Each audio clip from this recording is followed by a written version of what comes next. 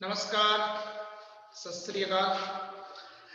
पिछले वीडियो के अंदर अपन ने रहीम के बारे में अपन पढ़ रहे थे और रहीम के दुआओं के अंदर अपने ये दुआ कर लिया था कि बिगड़ी बात बने नहीं, लाख करो बिन होए, रहीमन फाटे दूध को मथे न माखन होए। यहाँ तक अपन ने पढ़ लिया। अब उससे आगे अपन रहीम का जो अगला दुआ है उसके बारे में पढ़ते हैं। उसके बाद रहीम का जो अगला दुआ है उसमें देखो रहीम क्या कह रहे हैं कि विपत्ति भये धन ना रहे, रहे जो लाख करोड़। विपत्ति भये धन ना रहे, रहे जो लाख करोड़।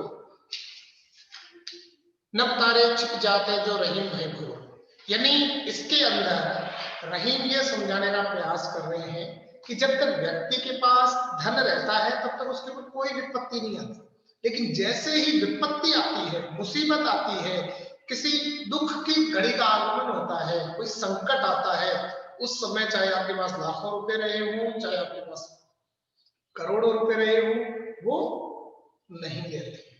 यानी जब तक धन होता है तब तक तो दिखती बात है। आजकल अगर पैसा है तो कोई मुसीबत है नहीं, सारा काम हो सकता है पैसे से। लेकिन अगर पैसा नहीं है इसका मतलब मुसीबत आई है। और रहीम ये कह रहे हैं जैसे रात में तारे दिखते हैं, रात में तारे दिखते हैं और जैसे ही सूर्य का उदय होता है और तारे क्या हो जाते हैं, छिप जाते हैं, ठीक वैसे ही मुसीबत के आगमन होते ही, हमारा धन जाते ही मुसीबतें आ जाती है। ठीक है, तो चलिए क्या करें, विपत्ति भय धन राज। विपत्ति का मतलब होता है मुसीबत। क्या होता है? मुसीबत। ठीक है, विपत्ति का मतलब क्या होता है? मुसीबत। यानी जब हमारे ऊपर मुसीबत आती है, हमारे ऊपर क्या आता है? संकट आता है। भय धन ना रहे, यानी भय का मतलब क्या है? मुसीबत आना या होना। यहाँ पर ये भी कह सकते हैं संकट आना, यानी संकट आते हैं तब क्या होता है कि धन हमारे पास नहीं रहता। विपत्ति भय धन ना रहे, रहे जो लाख करोड़। करोड़ का मतलब होता है करोड़। करोड़ का मतलब क्या होता है? करोड़ों। ऐसे ही भले आपके पास करोड़ों रुपए हो, लेकिन जब आपके ऊपर मुसीबत आती है, आपके ऊपर संकट आता है, उस समय आपके पास धन नहीं रहता। क्यों? क्योंकि धन है तो फिर कोई संकट है ही। जब धन नहीं रहता है तभी आपके पास इस प्रकार की मुसीबतें या बहुत बड़े संकट या बहुत बड़ी समस्याएं आती है। और किस प्रकार से आती है? तो नभ तारे छिप जाते जो रहीम है। नभ तारे का मतलब है आकाश। नभ का मतलब क्या है? आकाश। यानी आकाश में आपने देखा होगा रात के समय क्या दिखते हैं? नभ यानी आकाश में सॉरी क्या दिखते हैं? तारे। यानी आकाश के अंदर जो तारे दिखते हैं, जैसे ही सूर्य का उदय होता है, जैसे ही प्रभात वेला में सूर्य उदय होता है, जो रहीम भाई बोल, यानी वैसे ही तारे क्या हो जाते हैं? छिपी जात। छिपी जात का मतलब होता है तारे छिप जाते हैं या तारे दिखना बंद हो जाते हैं। तारे दिखना बंद हो जाते हैं, बंद हो जाते हैं। यानी रहीम ये कह रहे हैं, इसीलिए अपने धन के ऊपर कभी भी घमंड नहीं करना चाहिए। क्यों? क्योंकि जब मुसीबत आती है तब धन नहीं रहता, तब आपके पास धन का जो पावर है वो नहीं रहेगा, धन की जो ताकत है वो नहीं रहेगी। इसीलिए आपके पास चाहे करोड़ों रुपए है, लाखों रुपए, करोड़ों रुपए है, लेकिन जैसे ही आपके ऊपर मुसीबत आएगी वो धन भी आपके पास नहीं रहेगा। तो कैसे? तो वैसे ही जो रात के अंदर चमचमाने वाले तारे आकाश के अंदर रहते हैं, लेकिन जैसे ही प्रातः काल होता है, प्रभात वेला होती है, तो तारे क्या हो जाते हैं? छिप जाते हैं। तो इसके अंदर एक दृष्टांत अलंकार, कौन सा है? दृष्टांत अलंकार। ठीक है, और अनुप्रास का अलंकार का भी।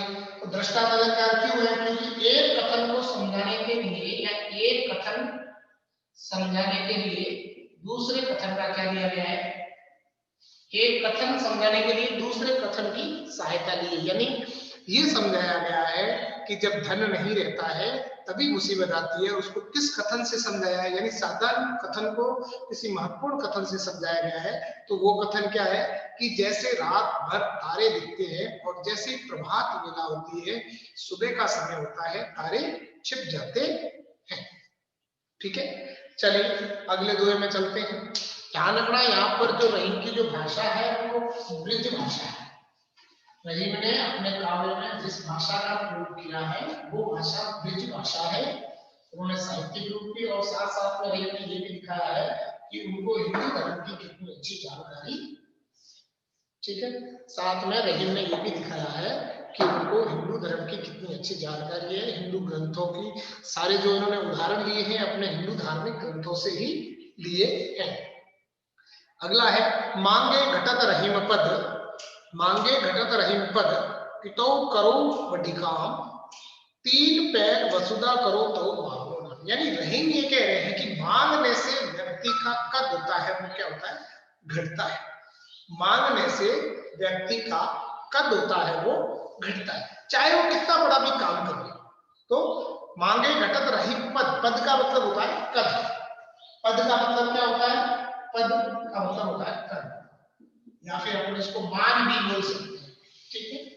तो रहीम क्या कह रहे हैं, रहीम कह रहे हैं मांगे घटत रहीम पद कितो करो बड़ी काम। कितो यानी कितना, कितो यानी कितना भी,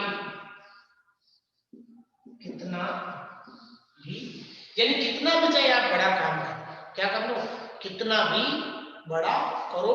बड़ी, बड़ी का मतलब होता है बड़ा, बड़ी का मतलब क्या होता है बड़ा, यानी कितना भी बड़ा काम कर लो, अगर आपने मांगा है तो आपका पद है वो क्या हो जाएगा, घट जाएगा। और इन्होंने इसका उदाहरण है हमारी पौराणिक कथाओं के अंदर, एक भगवान विष्णु का जो वामन अवतार है, राजा बलि जो राक्षसों के कुल के थे और वो इंद्रासन प्राप्त करने के लिए जा रहे थे, तो भगवान विष्णु ने एक छोटे से भाव ने यानी एक नाट्य से ब्राह्मण का रूप धारण करके और उनसे 3 कदम भूमि मांगी थी और उन्होंने दे दी। और उन्होंने एक पांव के अंदर संपूर्ण पृथ्वी को माप दिया, एक पांव के अंदर संपूर्ण आकाश को माप दिया और तीसरे पांव के अंदर उन्होंने कहा कि भाई कहां रखूं, तो राजा बलि के सर पे रखे उसे पाताल लोक में पहुंचा दिया। तो 3 पैर वसुधा करो, पैर का मतलब होता है कदम, पैर का मतलब क्या होता है कदम, ठीक है। वसुधा का मतलब होता है धरती, वसुधा का मतलब क्या होता है धरती, पैर यानी कदम, वसुधा यानी धरती, ठीक है। तौ पावने नाम, यानी फिर भी उसका नाम क्या है, भावना, यानी वामन अवतार, उसका नाम क्या है वामन अवतार।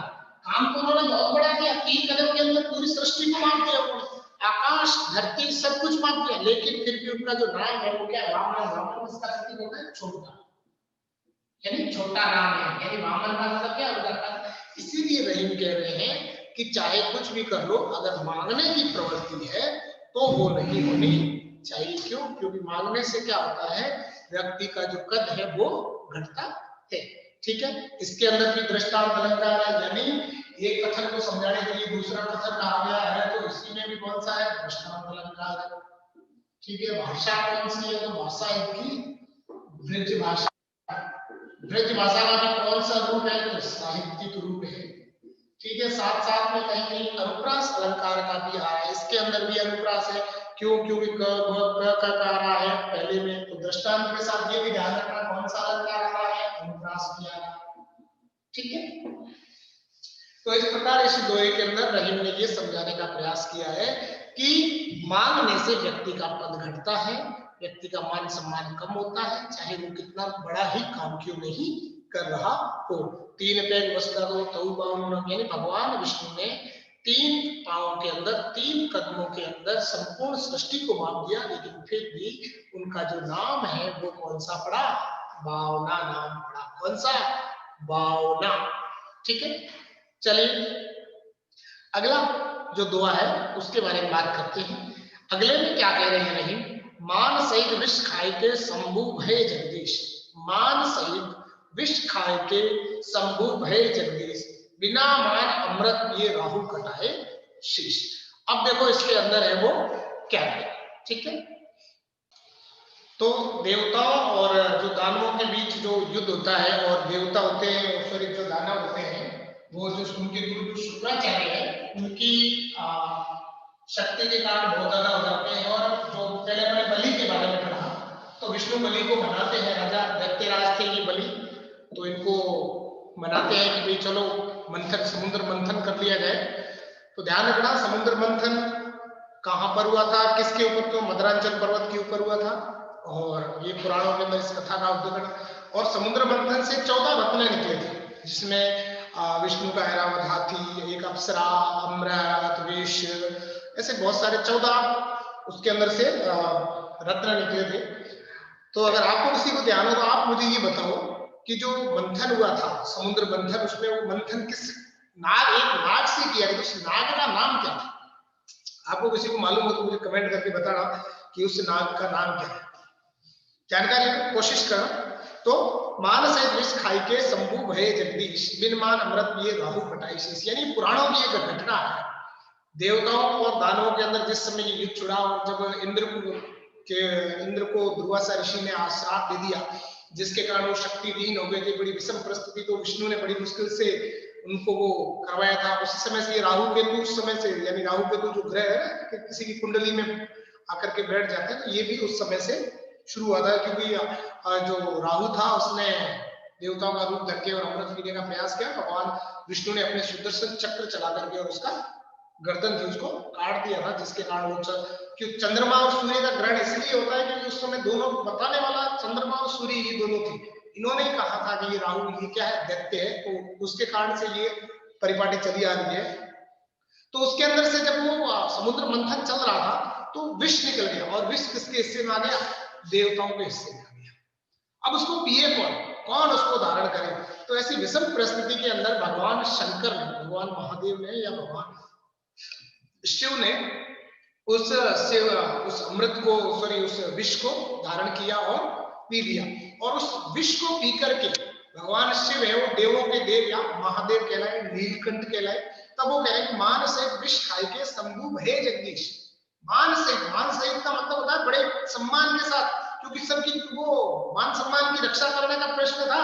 इस कारण से शिव ने सबके मान सम्मान की रक्षा, सब देवताओं ने कहा कि इसको कोई कौन, तो कि शिव जी ही कर सकते हैं। उनके आगे शंभु यानी शिव, भय जगदीश, भय जगदीश का मतलब क्या हो गए? सबके महादेव, सबके वो तारणहार, सबके कर्ता धर्ता या सर्वश्रेष्ठ देवों के देव है उसकी, यानी भगवान शंकर को सबसे ऊपर। आप ध्यान रखना, जितने भी राक्षस हुए हैं, किसी ने भी विष्णु की पूजा नहीं की, किसी ने भी विष्णु की उपासना नहीं की, किसी ने भी विष्णु की भक्ति नहीं की। सबने किसकी की? किसी देवता को भी अगर कोई वरदान चाहिए होता था, वो जाकर के और शिव शंभु की भक्ति करता था, और महादेव जी का तथा अस्तु उठा हुआ रहता था। बाकी क्यों? क्योंकि विष्णु का काम क्या था? सबको मारना।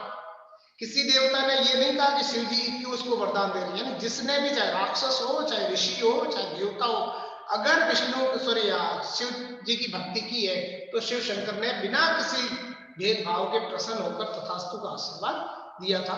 तो उन्हीं के सही थे, मान सहित विष खाई के शंभु भये जगदीश, बिन मान अमृत पिए राहु कटाई शीश। यानी मान सहित विष पिया था किसने? भगवान शिव शंकर ने। और इसके कारण वो क्या है? देवताओं के भी राजा हो गए, देवों के भी देव, महादेव कहलाए, नीलकंठ कहलाए, और बिना मान अमृत। और उन्हीं का एक दानव था राक्षसों का, उसने अपना वेश परिवर्तित करके और अमृत पी लिया, छुपके से पिया, चोरी से पिया, और उसको क्या कटाना पड़ा? शीश कटाना पड़ा। यानी भगवान विष्णु ने अपना सुदर्शन चक्र चलाया और उसके शीश को क्या कर दिया? उन्होंने काट दिया। ठीक है, जब उसके शीश को काट दिया तो वो राहु केतु के रूप में बिखर गए।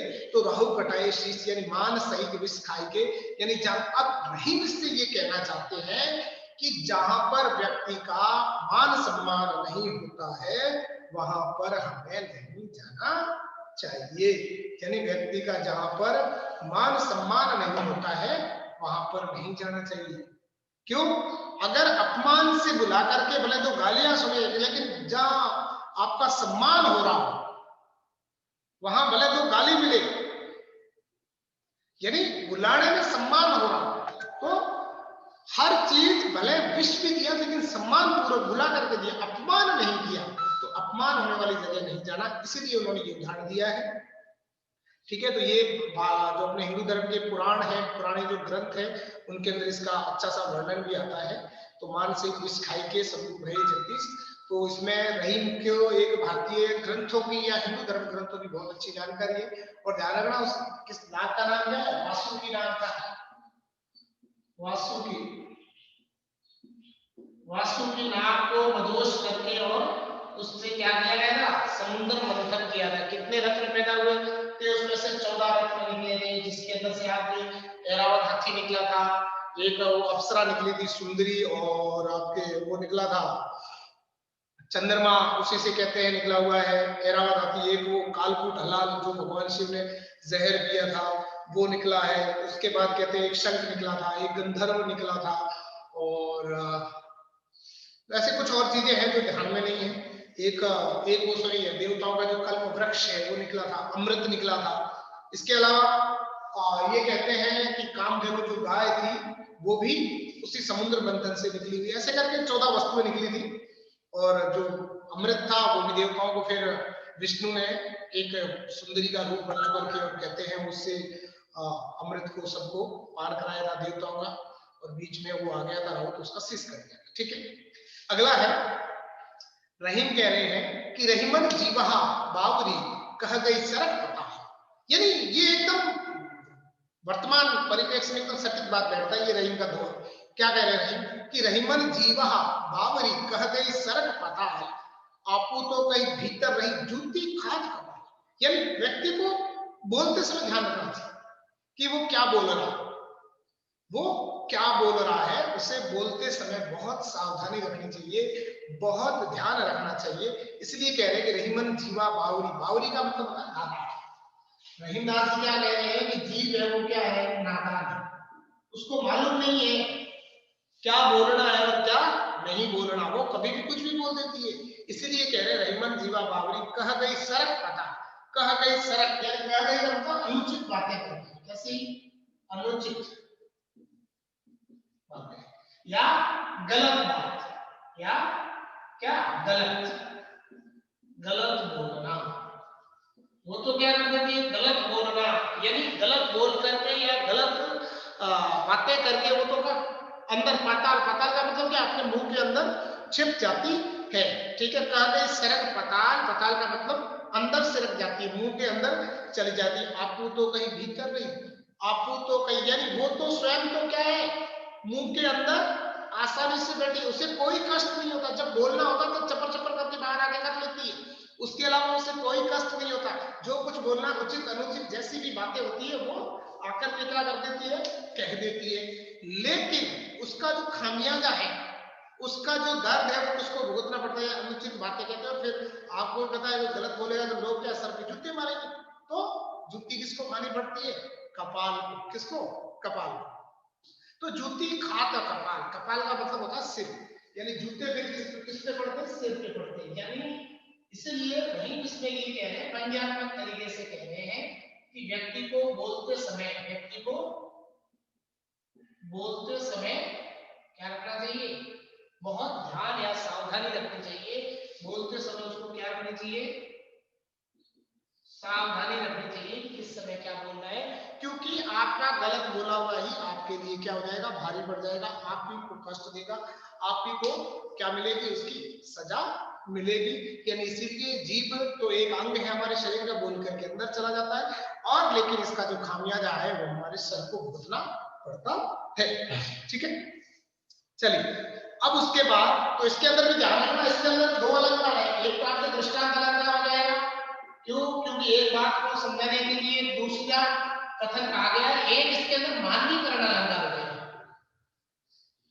ठीक है, कौन सा मानवीकरण, जैसे जीभ का बोलना का ये है ना, जो सर का, तो इसका सर का जूती खाना या कपाल पर या जूते पड़ना, तो यहाँ पर ये जो मानवीकरण किया गया है इसलिए इसमें मानवीकरण अलंकार भी है। ठीक है, और इसकी जो शैली है वो थोड़ा सा हंसी मजाक वाली शैली है, यानी किसी के ऊपर जब अपन हंसी मजाक करते हैं उस प्रकार की शैली है। तो रहीमन जीवा बाबरी कह गई सरक पता, यानी अंट संट बोल करके वो तो मुंह में वापस चली जाती है, और उनका खामियाजा है वो हमारे सर को भुगतना पड़ता है, यानी लोग फिर सर पे क्या मारेंगे, अपने जूते मारेंगे। अब चलते हैं अगला अंतिम, अमृत ऐसे वचन में रहीमन रीस की घास, जैसे मिस्री में मिली निरस बांस की फांस।